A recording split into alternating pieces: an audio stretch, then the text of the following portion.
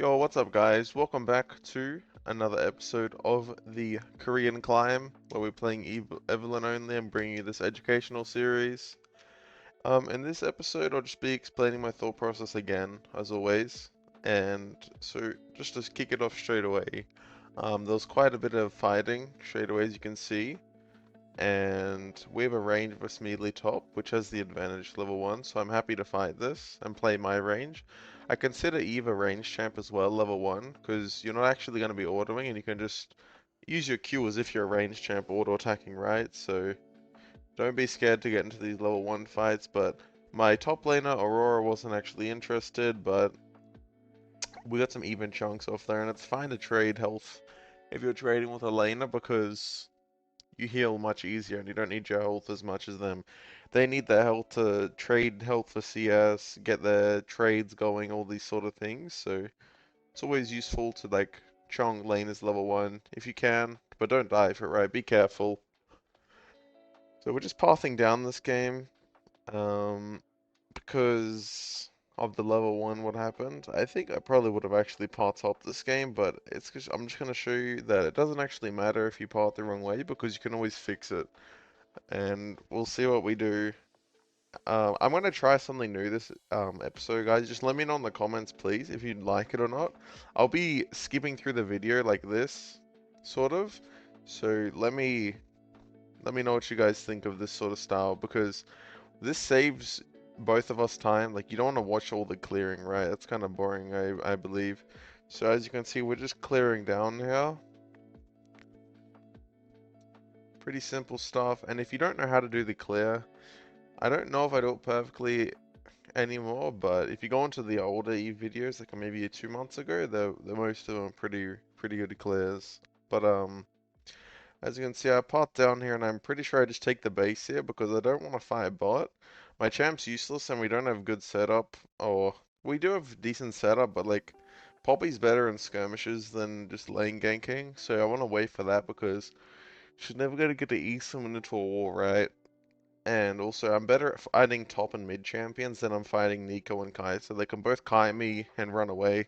I can't even get on top of them. Maybe if I have a Thresh, I can gank them, because you can sort of get me on top of them, right? So, due to this, I just end up basing and going topside, and then we see Diana sort of going for a mid gank there, but I'm sort of ignoring that. I'm trying to see if I can play for a Raptors on spawn, because that's kind of meta right now. If there's nothing to do, and you pop down on blue side, then you can just base and play for Raptors with the base advantage. But here, Brand has TP, so I'm able to just wait as long as possible and delay this play, so I can just pull off a nice 2v2. If I'm just playing slow, you can see I'm playing very slow. And I just flash on that Diana there to set up my Brand to get his nice CC chain off, and we get the double kill. And then we go straight into seeing if we can pick up those Raptors. They're not up. That means she started red. We're going to put a ward down. That ward will see when she does Raptors, as well as see what she does after Raptors, whether that's go for a mid or a top play, or she just simply clears down from Wolves to Gromp. So this sequence was very vital in winning the game, and it was very well played. So I'd go and rewatch that, because that might happen in some of your games.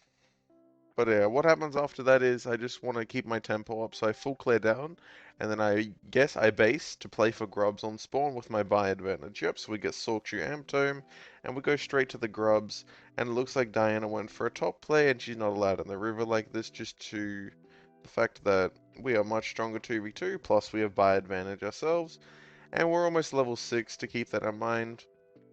And I don't know if we kill this guy, but here I'm pretty sure this was a very mechanically well played fight until the very end. So what happens there is Diana's W orbs actually give her a shield once she procs all 3. So right there, my goal in mind should be to space her with my Q, as if I'm a range champ in the level 1, to like avoid giving her the second part of her shield. And right here you can see my clicks or my intention there. It's to go mid for a play, and why that is, it's because I have my ult up, right? So every time I have my ult up, I'm sort of fishing for plays to make the game, uh, will snowball the game, because my ult is a very powerful tool, plus I get invisibility from it, so every chance I can get, I want to try and make plays. And here I have my Poppy, so every time your support roams to your side of the map, you want to ask yourself, can I do anything with this? And the answer might be yes, might be no. You need to sort of assess it yourself. I kind of looked at the situation. I'm like, yeah, no way we can kill this Yasuo. We don't have proper setup, but this Gwen has to extend into a long lane where the top lane is freezing, so it's going to be a very simple kill. And we just run into this Gwen and pick up a nice flash on the Gwen. Now she has no flash against a ranged champion, so now she's going to struggle in the long lane state my Aurora is creating. But right here, I'm sort of just trying to burn my ults, so you can see all my camps are up, so I can farm my camps without my ult being up, so that way I can full clear and base, and then my ult comes back up, and it feels very, very efficient, and I don't think I'll be able to use my ult at the end of my full clear, so since I can't use the ult at the end of my full clear, I just want to waste a bit of time and make sure I get my kill off here, but I don't actually need to use my ult, and that's fine. I'm just going to act like I used it and just hit my full clear now, because I don't want to waste any more time. My tempo is quite bad, to the point that Diana is able to actually start counter jungling me. But yeah, that's how the game's pretty much going and how I'm thinking so far. I sort of want to get to my power spikes as fast as possible. This brand shouldn't try 1v2, especially against the Yasuo who can block half of his combo. And now, I can't go to my bot side really anymore, because there's nothing there, right? We see Diana go back to her bot side jungle, so what am I gonna do here? I'm gonna go back top after basing, because I'm gonna be quite strong. I can't gank a bot, it's just ungankable. Nico W, Nico E, Kai'Sa ult. Too many tools I can't really avoid. And I know I can gank mid and top champs. Am I really going bot? No way, yeah. So I want to gank mid and top champs because they're both melee champs that can pretty much only go in. Gwen can sort of E out and W, but she's quite easy to just get on. If you get a bit of an angle on her, she's quite easy to kill, but Yasuo isn't a champ that can only go in. And we sort of W him, and then we run up to him, and then run towards his exit, which is the minions, and we pick up the kill. Well played by the brand there. And then we just click to stay topside, but then I sort of pretend to run away, and then I know, oh, this Diana's gonna try greed for this, so I just run in and get the kill on the Diana. I see, oh. So I want to just try to explain something there. See how I don't Q straight away? It's because I was CC training her as long as possible, but then she E'd and flashed away, so you can see the intention there is really, really good. So you want to, whenever someone gets CC'd and you have a CC spell, it doesn't matter what champion you're playing, you want to try and maximize the CC spell you have with the other one on your team. So that way you're like CCing them just as the other part of the CC ends. So that way you're not double lapping the CC and you're getting maximum value. And here I just know Gwen's stuck on the way to lane and we can just kill her between the turrets because we're both so fed. And then once I full combo her, I just take the Krogs. I don't need to do anything more. I was sure Aurora's not that useful. This was when Aurora useless. This is when Aurora first came out. So no one actually know what she did yet, but I figured it out pretty fast this game.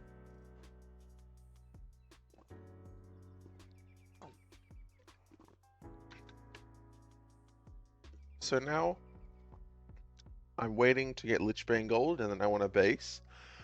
And the reason I want to base is because I have no ult. So once my ult comes back up, I want to look for play, but before that I want to try to get as much golden XP, and how do I do that? I farm my camps.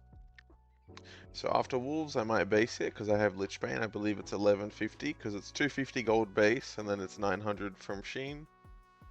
So I do have Lichbane here in base, so it's a good idea to base here, but if I think I'm strong enough, plus I do want to save time by just taking grubs straight away because I think they're free, then I think I will do that, because this way, my next play with ult, the laner is going to be able to hit the turret with 6 grubs, which is absolutely broken.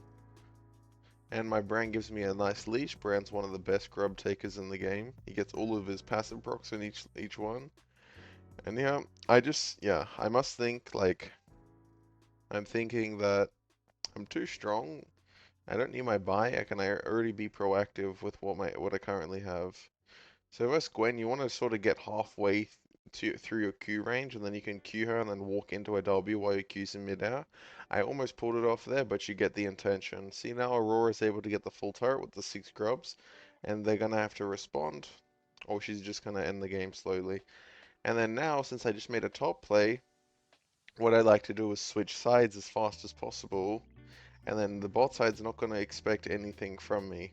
So this Kai'Sa is 1 HP, but he's like, there's no way Eve's here, because Eve just showed top and killed my Gwen.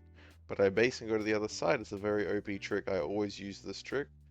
Pretty much every game I make one side, play on the one side, and then I swap to the other side, and it's very, very nice.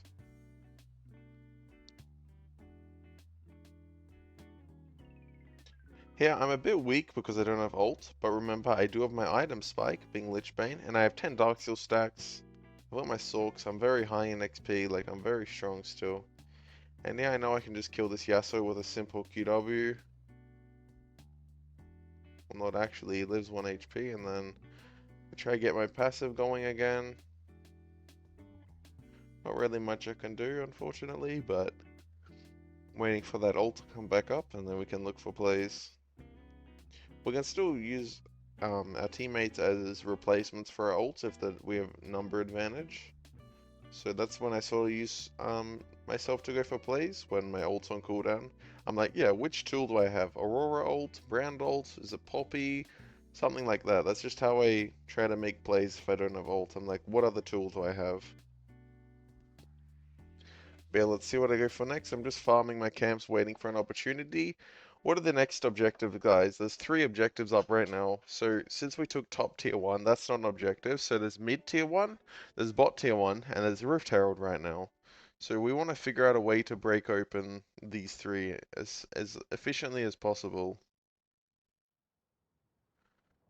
Yasuo, if we hit one of our Qs on the Yasuo, one of the Q1s that would give us triple orbs, then we would have been able to deal with that guy a lot easier. But we have Bram behind us here, so I'm trying to set him up with our charm, and we get the kill on that guy. That Diana's quite sad after what we just did to him. Here, it's a 2v5, or 2v3. I don't really want to fight that.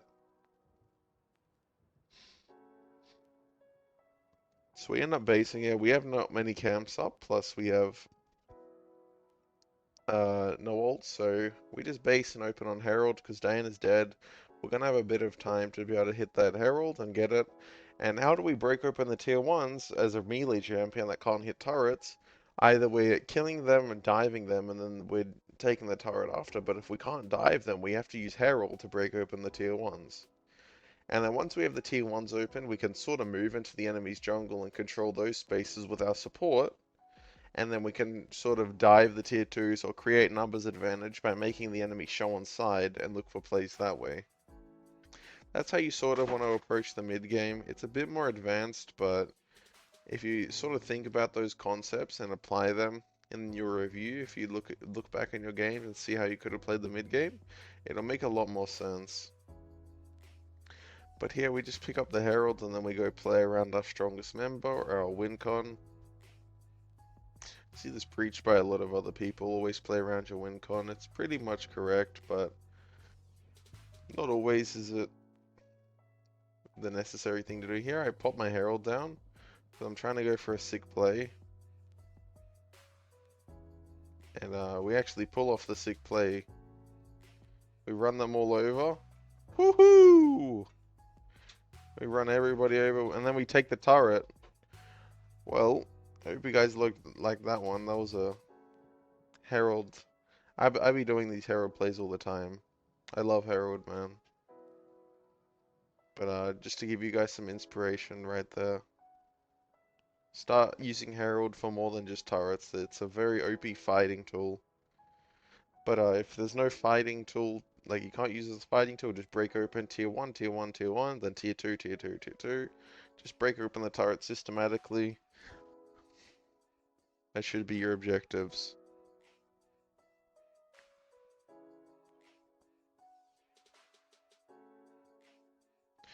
My team wanted to FF, but I just moved the FF screen off the FF thing off the screen. And here I spaced the Yasuo's Qs.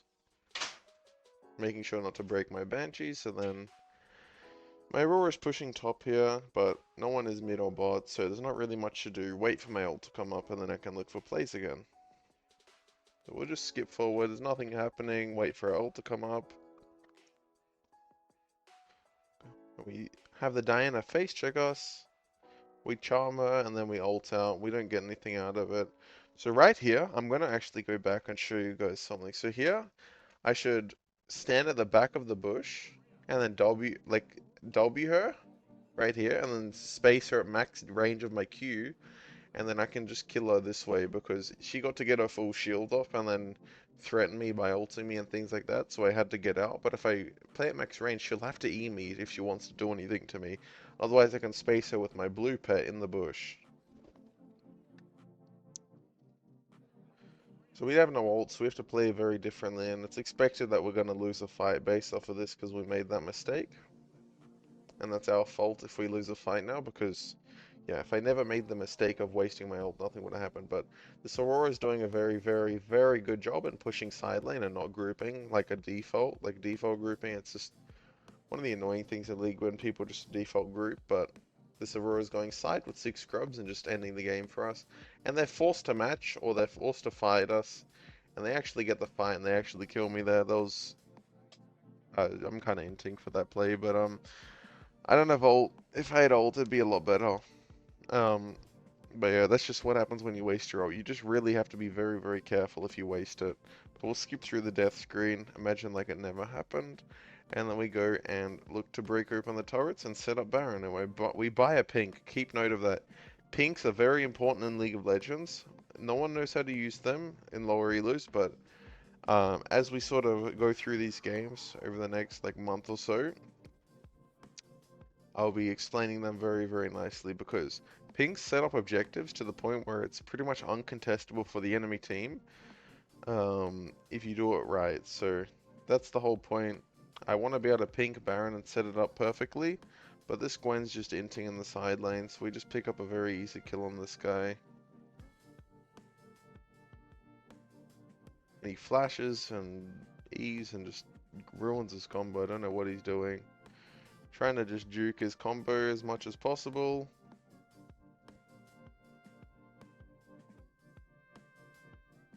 And we pick up the nice double kill there. This Kai'Sa tried to be a hero and died for it. So we got the kills there. Now it's time to just set up the Baron. There was no need for the pink award really in terms of setup. But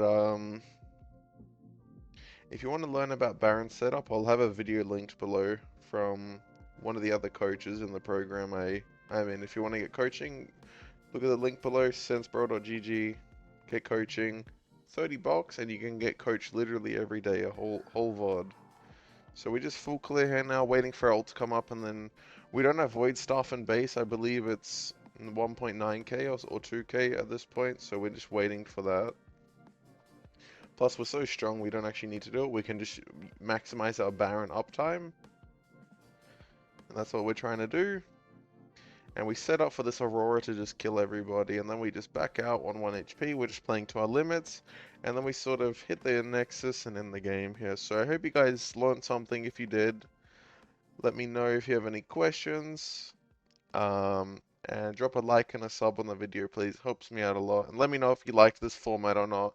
It makes the videos a bit quicker, as well as it saves sort of the lull or the boring game states, so you don't have to watch that. Alright guys, I'll see you in the next video. Peace, peace, peace.